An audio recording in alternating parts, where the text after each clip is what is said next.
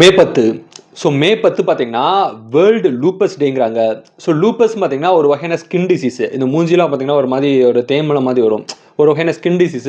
இந்த skin disease பத்தின awareness வந்து மக்களுக்கு தெரியப்படுத்தணும் அப்படிங்கிற ஒரு பர்ப்பஸ கிரியேட் பண்ணக்கூடிய நாளா தான் வந்து இந்த நாள் இருக்குது. இந்த நாள பார்த்தீங்கன்னா, மதர் ஓஷன் டேங்கிறாங்க. ஓஷன் ஒரு பெருங்கடல் இருக்கு இல்லையா? பெருங்கடலுக்கு அடியில பார்த்தீங்கன்னா, பலவிதமான கடல்வாழ் உயிரினங்கள் வந்து வாழுது. அந்த மாதிரி பலவிதமான கடல்வாழ் உயிரினங்களை வந்து பாதுகாக்கணும் அப்படிங்கிற ஒரு பர்ப்பஸை கிரியேட் பண்ணக்கூடிய நாளாக தான் வந்து இந்த மதர் ஓஷன் டே வந்து இருக்குது. இந்த நாளை பார்த்தீங்கன்னா ட்ரஸ்ட் யுவர் இன்ட்யூஷன் டேங்கிறாங்க. இன்ட்யூஷன் அப்படிங்கிற பார்த்தீங்கன்னா உங்களோட உள்ளுணர்வு.